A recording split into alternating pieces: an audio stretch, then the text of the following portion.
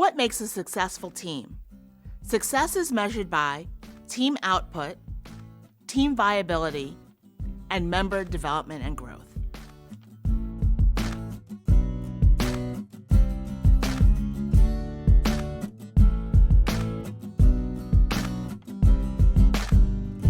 We know a lot about teams and team dynamics.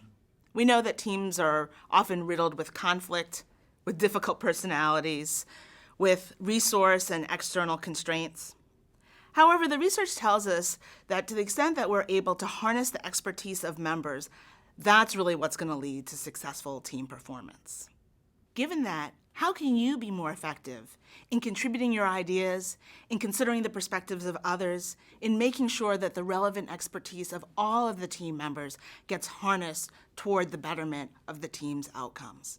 My goal today is to get you to be a more effective member and leader of a high-performing team. This won't be a prescription about every type of team. And we won't talk about who should be on the team. That's absolutely critical, but more often than not, that's outside of our control. So we're going to focus on the hand that you or your team has been dealt. And we're going to talk about how we can harness the expertise of the members that are already there. In this talk, we won't tackle all of the aspects of team performance. Rather, we'll focus on how identifying and considering member expertise can help teams get the best possible output when tackling critical decisions. Research has shown that teams exhibit the common knowledge effect. The shared information gets most of the airtime at the expense of the unique information held by each of the individuals. Teams get assembled when different perspectives, bases of knowledge, ideas are needed for the decision at hand. In these instances, the goal is to leverage these perspectives to make the best possible decisions. However, we know that in teams, the members tend to talk about the information that they share, that they have in common. They do this because it's easy to access. The problem is that they mistake shared information for critical information. They overweight it. And teams and individuals begin to question any information that falls outside the shared domain. As a consequence, they have so much more access to the common information, and that's what drives their decision-making processes, rather than being able to incorporate the unique information that their different members possess. Imagine you're on a team and you've made a determination that you need another individual who has product delivery expertise. After sorting through the resumes, you identify 3 individuals who meet at least the minimum criteria in product delivery experience. So the work of the team still needs to continue, but you've got to figure out how are you going to choose the best possible person to join your team from these 3 individuals that you've identified. So now what type of information do you have? You have the resumes, which are shared. Everyone on the team has access to that. You have the interviews, which are partially shared, and you have the reference checks. For each reference, only one member of your team has firsthand access to that information. So based on the common knowledge effect, we know that the resume information is going to get the bulk of the discussion time. And the reference checks, the unique information possessed by members, is not going to get discussed a whole lot. So the first candidate's resume suggests minimal product delivery experience.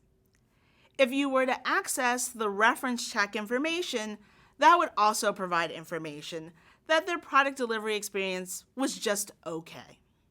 The second candidate looks great on paper. Their resume suggests that they have significant product delivery experience. But the reference checks reveal that this individual is not a great team player. So if we were to consider the information on the second candidate from the reference checks, we would discover they're not really as great as they looked on paper. The third candidate has a solid resume. The information that was revealed in the reference checks was that they were on the cutting edge of product delivery. So in this instance, for the third candidate, if the unique information doesn't surface, we would never know that this is actually the candidate who would be the best fit for the team. So the team picks the second candidate, the one who looks great on paper. She looked great based on the shared information, but not so great if you consider the unique information of the reference checks. In contrast, the team didn't pick the third candidate.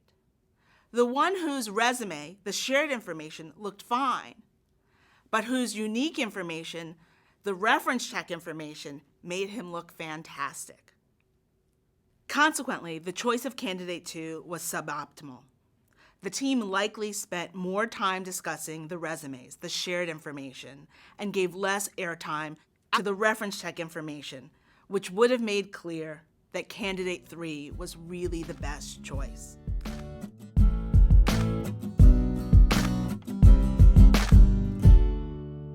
There's been a lot of research conducted on the common knowledge effect. What they find is that shared information is given much more consideration than the unique information that's possessed by members. This isn't the full story. It turns out that there's actually hierarchy in teams, as many of you know. Status differentiation isn't always a good thing for getting all of the relevant information identified and considered. Possessing status can cause leaders to step up. But what we know is that high status members of teams often have their contributions overweighted. And low status members have their contributions, their unique knowledge, underweighted. Let's take Downton Abbey, a popular British drama set in the early 20th century. In a recent episode, Lord Grantham's youngest daughter comes home because she is due to deliver the first grandchild of the family. Lord Grantham insists on bringing in a highly esteemed physician, Sir Philip. The local family physician who has delivered all of the family's children and who has treated everyone in the household is largely cast aside. Both, however, are present as the birth approaches. The local family physician begins to realize that there are symptoms suggesting that there is something very wrong with the pregnancy. Sir Philip, the higher status physician, insists that everything is going according to plan. Lord Grantham, a man of his times who is focused on social standing, largely ignores what the longtime physician has said. So here, the lower status physician, presenting significant concrete information, was disregarded. The result was not good. Certainly not a pinnacle of effective decision-making in which the unique information of all of the members was integrated and leveraged to make the best decision possible. The status of the person who contributes the unique information often determines the degree to which team members will emphasize and consider that information as they make their decisions.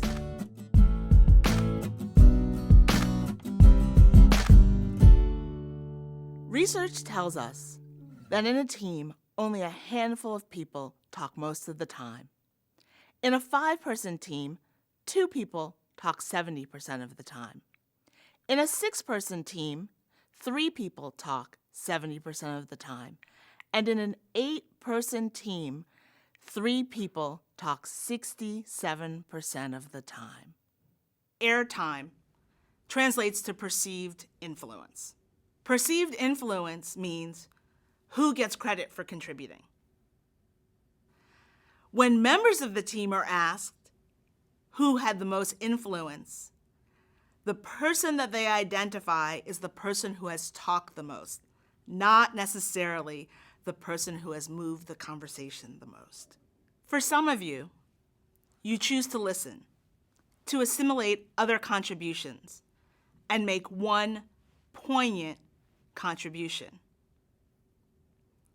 Even if you get listened to, even if your contribution moves the conversation forward, you may not get credit. So how can you get your expertise heard, even in these instances?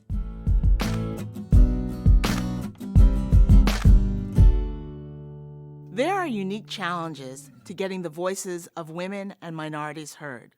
The good news is that the solutions that I'm going to share with you will enable all voices to get heard.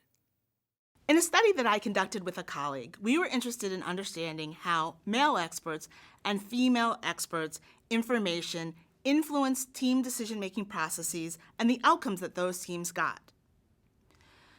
We asked individuals to first complete a task, one that many might argue is male-gendered, a survival task.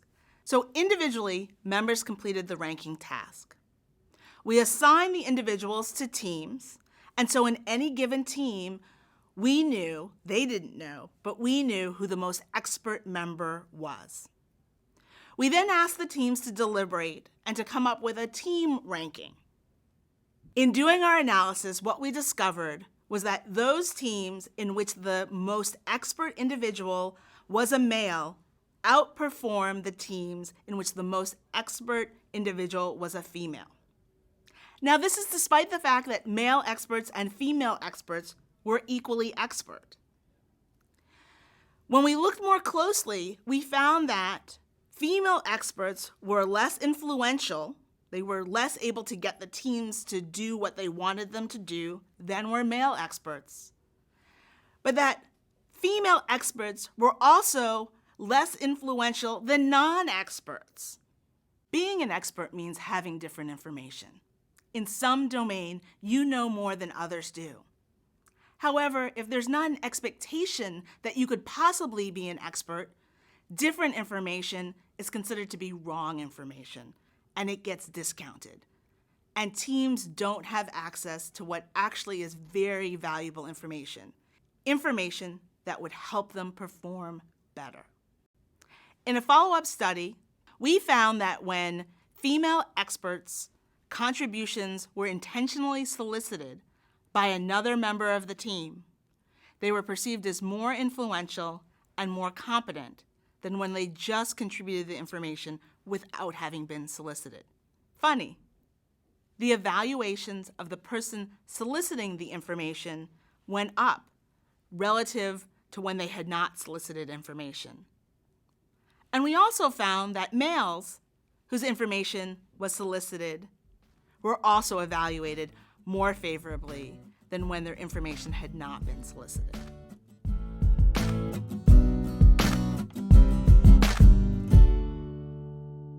Here are 3 solutions to leveraging member knowledge and creating good team outcomes. 1, identify and leverage your expertise. 2, enlist early support. 3, engage others. 1, how can you get your expertise identified and leveraged? You've got to jump into the conversation early. Airtime matters. If you have difficulty jumping in, give yourself a time limit. Say within the first 5 minutes, I'm going to say something. You may actually want to set a goal for how many contributions you're going to make in a given team discussion. If someone preempts you and says something that you were going to say it again. Validate what they're saying. Rephrase what someone else has said, showing how it supports what you have already contributed. Be prepared to explain and give evidence supporting what you are recommending. Be specific in providing evidence. For example, say, I think this because when I was working on a similar project at another company, our market research told us that the 15 to 17-year-old demographic was shifting technology purchases in households. 2, enlist early support if you think that an idea will be foreign to others. Socialize it before the actual meeting. Pick 1 or 2 people to whom you can sell your ideas before the meeting actually takes place. Pick people you trust, and they're likely to give you credit in the actual meeting. 3, engage others. As a big L leader, this is definitely your responsibility. Live up to your potential. Create a culture in which all individuals feel that their ideas are valid.